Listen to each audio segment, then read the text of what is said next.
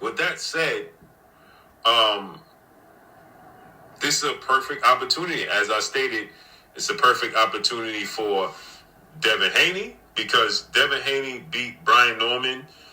This will make Devin Haney a undefeated 3-division champion. This will make Devin Haney a first ballot Hall of Famer, in my opinion. Yeah, you guessed it. It's your boy. Back at y'all with another one.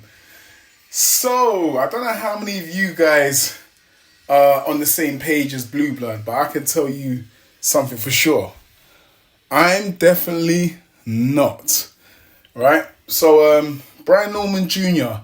knocked out Jin Sasaki in Tokyo, Japan yesterday. It's caused a lot of talking, right? A lot of chatter on the internet.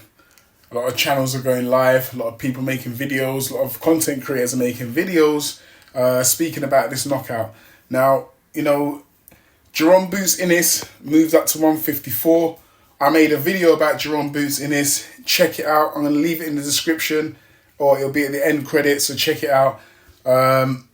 Jerome Boots Innes was supposed to get the fight between Brian Norman Jr. and Jerome Boots Innes. And it seems like both guys have avoided the fights at different times. So we ain't going to get this fight. Now Boots has moved up. Devin Haney said Team Haney said they've offered Brian Norman Jr. They've made him an offer.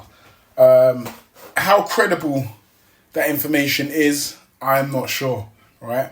But now the fight's over, and now Brian Norman Jr. is receiving a lot of attention in the boxing world. We're gonna see. We'll work out who was telling the truth. Not that I'm really bothered, but we just want to see a fight. Will the Haneys take this fight? Because there's a lot of people saying that the Haneys are gonna avoid this fight now, right?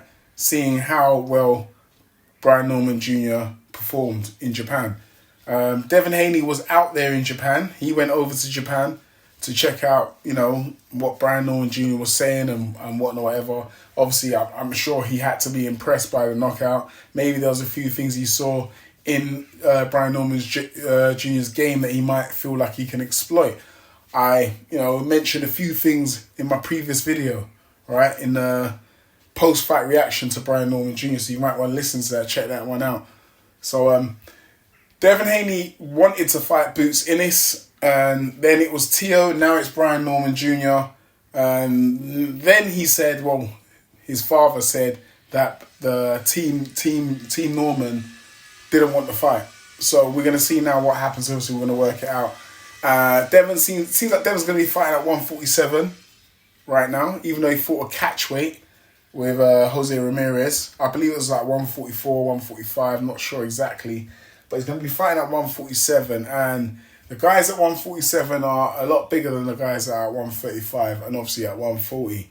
A lot of fans are interested in seeing how Devin Haney performs, right? Listen, it don't matter what type of attention you receive, whether it be positive attention or negative attention. Devin Haney's got a lot of focus on him right now, and a lot of people want to see whether they want him to fail or whether they want him to succeed. He gets attention, similar to how Floyd got it. But also, I'm going to address the running quickly, because Turki Al-Sheikh, the whole thing with the running. Bill Haney did come out and say that they're looking to change Devin's style for the next fight. Now, I'm going to say this, right? I know obviously Devin's receiving a lot of flack at the moment. I'm not going to lie, I'm one of the channels that's putting out a little bit of content on that. But Devin being a runner, right? The last fight, yes, he ran. I'm not gonna sit here and sugarcoat anything. He ran, but let's look at the fights before that. The fights before the Jose Ramirez fight, Devin was not a runner, right? There was even times where he tried to stay in the pocket with Jojo Diaz and also Jorge Linares, where we saw, the famous the stanky leg, where his legs look like they're about to give way. And that's where people were saying that, a lot of the fans were saying Devin's got a glass jaw. But that wasn't nothing to say, all right, he's got a glass jaw. His legs wobbled. It wobbled. I mean, even against Ryan Garcia, where he was dropped multiple times, he still got to his feet. He wasn't counted out or stopped by the referee. So anyway, look, let me know what you guys think in the comment section about this. Brian Norman Jr. versus Devin Haney. That seems to be the fight. And I'm sure both Brian Norman Jr. and Senior will be interested in that fight. Hopefully maybe Turkey Al Sheikh can maybe put a little bit of a sugar coating on top of it so we can have it maybe as a main event somewhere on a big card with a decent undercard. Maybe some opponents that might want to fight the winner or something like that, you know? Similar to what he did at Fatal Fury, but less of the extravagance like Fatal Fury. Just stack the card and put it in a good venue, and hopefully we can get a good show. But anyway, let me know what you think in the comments. Brian Norman Jr. versus Devin Haney. What's your thoughts on that fight? And do you believe that Devin Haney, if he were to beat Brian Norman Jr., would become a first ballot Hall of Famer, like Blueblood said?